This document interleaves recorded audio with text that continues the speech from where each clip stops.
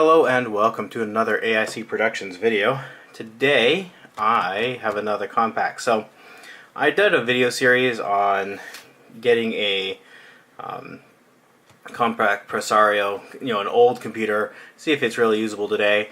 And I really put a lot of time and effort into making it something kind of special. But then after a while I never really ended up using it, and so I sold it. And I sold it for a pretty good profit on that system. But ever since I did that, I have actually quite regretted selling that computer. So every now and then I pop on eBay and see if any more come up for sale in good condition, and usually they're pretty trashed. But in this, about a week ago, I found this one on Craigslist, and not Craigslist, on eBay, and the seller only wanted 25 bucks for it.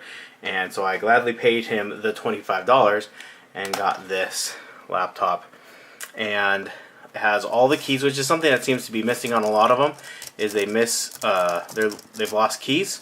The touchpad, it does have a slight amount of wear, which is fine. That's very common on this. And it is missing this rubber button cover here. So I don't know what I'm going to do about that. If it is replaceable, I did look a little bit to see if I could find replacements. I didn't see anything readily available, but I'm sure I can just find something, because this one's a little sticky too, so I don't want to replace the pair. So if you're watching this and you know of where to find that, let me know, and I would appreciate that. But the keys are in excellent condition. Very little wear on them. They feel good. And then I knew, according to the ad, that this was a 1.6 gigahertz processor, but I wasn't sure which processor it was till I got it. And because of that, I went ahead and went online and bought, and you'll excuse the packaging, this is how it was shipped, a 1.8 gigahertz processor, because it was $4 with free shipping. So it was a very inexpensive way to upgrade. This does have the 1.6 that has 1 megabyte of L2 cache instead of the 512, and that is a fairly big difference between the two. But this one is 1.8 with the 1 megabyte of L2 cache. So we're going to go ahead and install this CPU now and make sure it works. So the first thing we got to do is take out the hard drive. And I had the hard drive, I've taken it apart, and here's all the screws and everything. Took apart a little while ago. Clean it up inside, and then and it had these felt feet, so you can kind of see the residue here in the corners, here and down here, and of course it was on the battery cover here, which you can't see now. Oh, and then this cable here. So, and I apologize if you hear any squeaking in the background. We have a new puppy, and so he is surprisingly loud. There we go, get that wire loose. Now, something like this is not a computer that I'm going to be using every day, but it's just something that, it has more nostalgia for me than anything. This was a computer, I mentioned this in the last video I did, but this was the first computer I bought after I had my first real big boy job, and so it kind of has a lot of sentimental value for me in that regard. As I bump the camera, sorry. And so it's important to me to have something like this. So I'm just going to get this working, and then I'm just going to have it on display. I'm planning on having a few different computers on display here in my office. They'll possibly be in the background of videos, things like that in the future. Yeah, so let's grab a screwdriver. Let's just loosen this here up a little bit. There we go. I'm just loosening the screws. I'm not actually taking the screws out all the way, just to release some of the pressure, and then I'll go through and actually remove them now. I'm doing a cross pattern.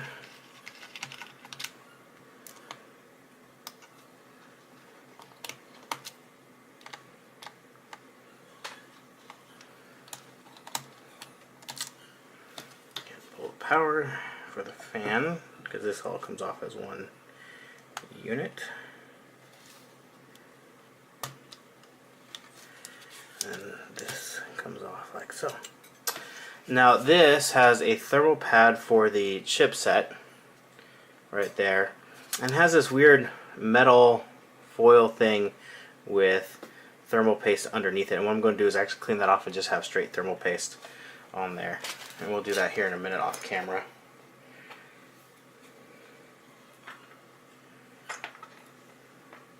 And that is one nice thing about these older systems, is they are upgradable because you can actually remove the CPU. Now it does not make for a very thin and light computer. You know, you can just see the extra thickness of having this here. And so that's why a lot of them are now soldered to the motherboard, because it allows for a much thinner system, much more compact system. Unfortunately, that means that if you ever have a problem with specifically your CPU, then you can't replace it. And of course, this is a zero force insertion socket, so it takes no effort to take it out if you've done it right. If you ever encounter the feeling that you need to force a CPU, you are doing it very wrong.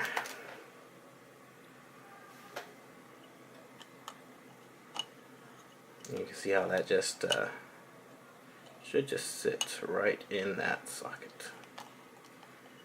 Matching up the arrow, am I not? Making sure none of the pins are bent, because it was shipped in a... Oh, one of the pins is bent. I was afraid of that. Alright, I will be right back. I'm going to have to straighten out this pin, and I can't do that while on camera. I just can't see it well enough. Alright, so it is now in. As you can see, it goes in and out freely. There were two bent pins on there I had to straighten out, and I just had to get somewhere where there was much better light. And what you do is you look down. I'll use the other CPU. You look down, straight down at it in a really good light, and you can see straight down each row of pins, and if any are protruding into the aisle between rows, that's the one. And you look down each side, and this one had two ever so slightly bent pins, and because they're ever so slightly, I just use this, which is a really tiny flathead screwdriver, so I knew I was only going to this is a bit, not a screwdriver, but a bit for a screwdriver. I knew I wasn't going to do any damage to any other pins, and only be touching the one that needed to be bent back. So that's what I did. I know some people use like razor blades, things like that. Fortunately, it was a very, very slight bend. That's why you would never just push down on this. It should have literally zero. It should just fall in. If there's any force, if I'd pushed down on that, I would have bent that pin and broken it off and ruined this new CPU and had to buy another one. And this was by far the cheapest one, which means I would have been out of luck. Now, go ahead and go off camera again, because I need to go get some rubbing alcohol and take off this foil thing and clean that up. There's the thermal paste, and we'll get some nice fresh thermal paste on there. We'll get this clean with some rubbing alcohol and go from there. We'll be back in just a minute. Alright, so we are back. That heatsink is now cleaned up, and this system does have 2 gigs of memory. It has two 1 gig DIMMs, which I think is the maximum that this system is capable of taking. So that was one of the reasons why I bought this one, is because it already had the 2 gigs. Because these, well, not impossible and not super expensive, definitely added to the cost. It does have an 80 gig hard drive. I'm not quite sure if I want to upgrade that to something that's a little bit more, or if I'm going to keep it at the just a little bit more there. Just clean off the end of the tip. There we go. If I want to get it something a little bit with more storage. The last one I did, I put an SSD in it, but that was really expensive. And while it definitely did boost performance, I don't know if it was worth it, if that makes sense. I mean, the cost was so great compared to the cost of or the performance of the storage.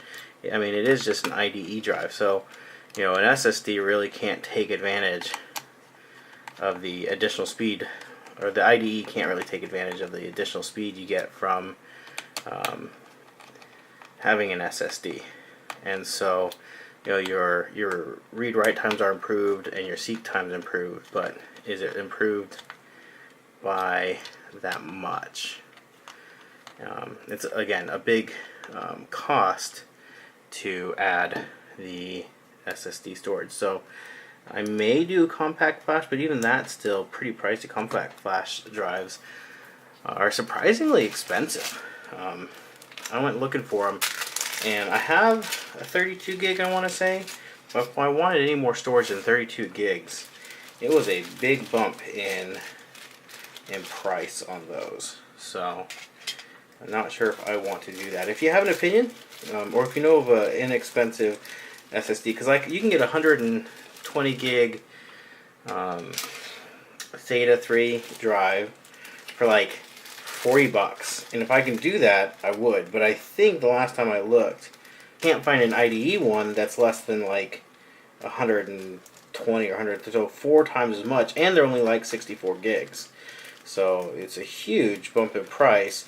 You don't get as much storage, and of course you don't get as much performance. So it's like, is it worth the additional cost for the additional storage for something I'm not going to be using all the time? So, I mean, it's nice because it does use less battery. It does produce less noise, vibration, and heat. And I would absolutely do it if I was spending $40.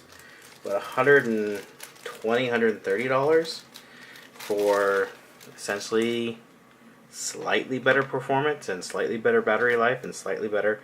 I haven't tested the battery on this. I have no idea what its battery life is, if its battery is even good anymore or not. Alright, got that plugged in. That's good, that's good. Let's go ahead and put the back on. This is a funny way that they've run this cable. I wonder why, if there's an RF interference they're trying to avoid, or what.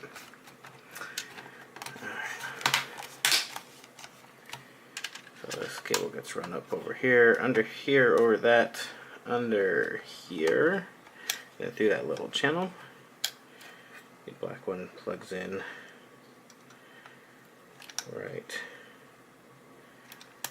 there, and this one plugs in right here. Oh, the other one, black one that I didn't plug in all the way. There we go. So this is the Wi-Fi antenna. My last one I added Bluetooth to it, but I don't think I'll do that on this one. It's really didn't seem to improve its usability. I use Bluetooth on like my phone, obviously, but on my computer I just don't really use it all that much to justify the cost. And it's not like it's super expensive, but it's definitely an additional cost. We have a couple of silver screws, and the rest are all black screws that fit in the different holes. So we have one silver screw that gets screwed in right. There we go. Alright, so this screw doesn't actually go here. It goes on this other side.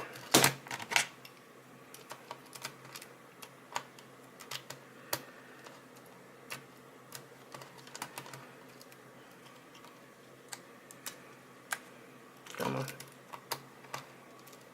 There we go. It actually goes over here. I remember that one of these had a screw on it. I couldn't remember where it went. Just to double check, there's no screw hole.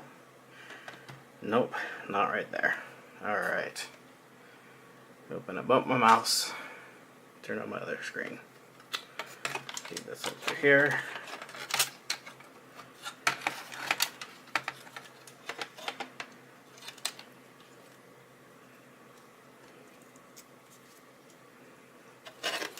I'll just knock this out of place.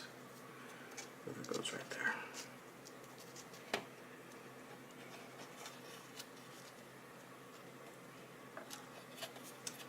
Yeah, it won't stay. birthday, so we'll leave it out. Alrighty.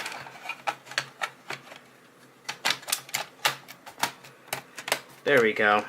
Much happier now. Start off with the silver ones again.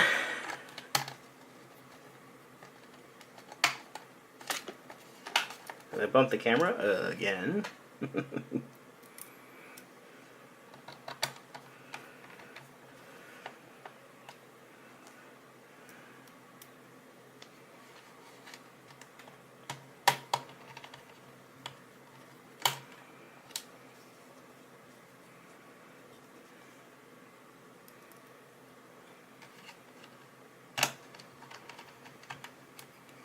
Sorry, trying to do this through a camera is a bit on the annoying side, just because trying to see what you're doing through the eye of a lens, or trying to look around the camera setup here, so I apologize if it is a little annoying, because it just is going to have to be this way for a minute. If you've never worked around a camera, I recommend that you try it at least once to have some sympathy for all of the all your favorite YouTube channels that so yeah, stuff like that, like this, so you can get an appreciation for what it's like to apologize. I love bumping the camera. Makes me feel so strong and powerful.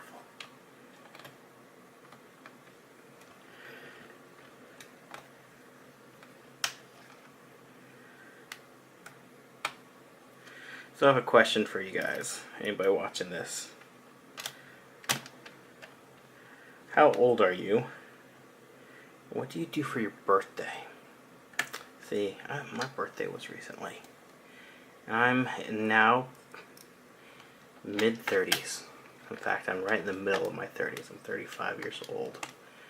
And I am not a birthday person. I think birthdays personally are for children. Birthday parties. Gifts are fun, but since I have disposable income and a job, I pretty much buy just whatever I want, and so there's really not a whole lot I want as a birthday gift from anybody, because chances are if there's something I want, I've probably already bought it. I also find it very awkward because I'm terrible with remembering stuff, and so, you know, when people have wished me happy birthday and I've totally forgotten that they even have a birthday, it makes me feel awkward, and I don't like that.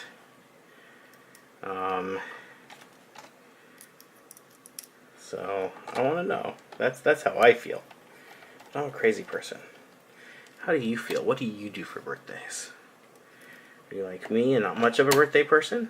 Do you love birthdays and go all out?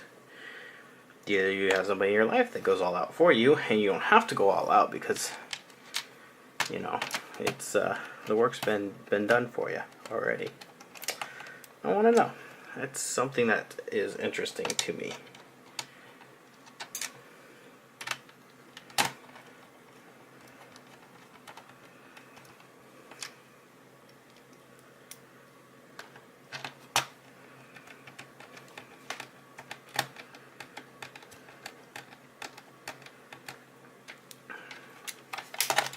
Alright, and I think it's this hole that I haven't done yet. Yep, that looks right. Perfect. Alright, now we'll run this cable again.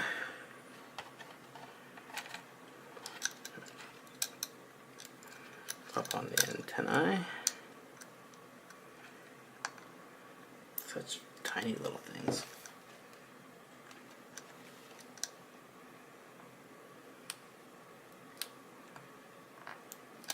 Oh, come on.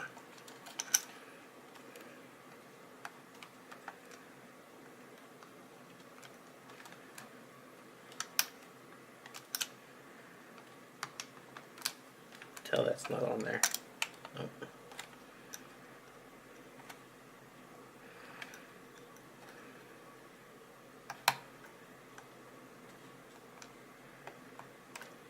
That one went on nice and easy. This one, come on, does not want to go on nice and easy.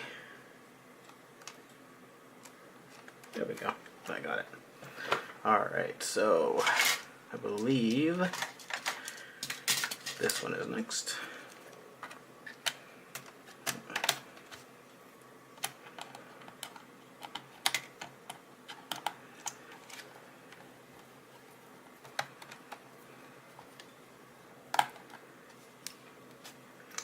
And then this one.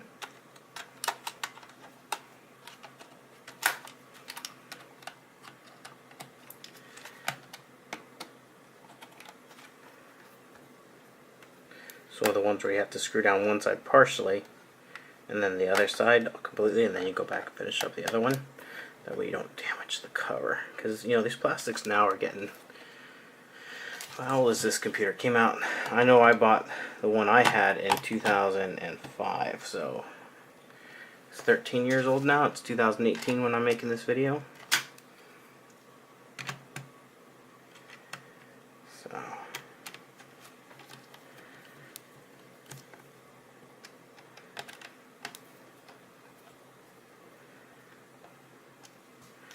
let's grab the battery that I put away in here so I don't lose it. And we'll see if it powers on.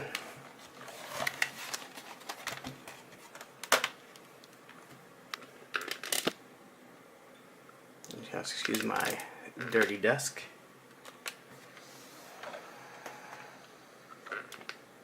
There we go. See if Windows appreciates the change to the CPU. Oh, I think I have something in a CD-ROM drive. I do. Let's try to boot off that. There we go. Alright, we're up and going. If you want to see any more about this computer, definitely let me know down in the comment section down below. More than happy to go over this and any questions you may have. This right now for me is just something I've wanted for a while, and now I have it and I'm going to love it. Anyways, thank you for watching. I hope you have an amazing day.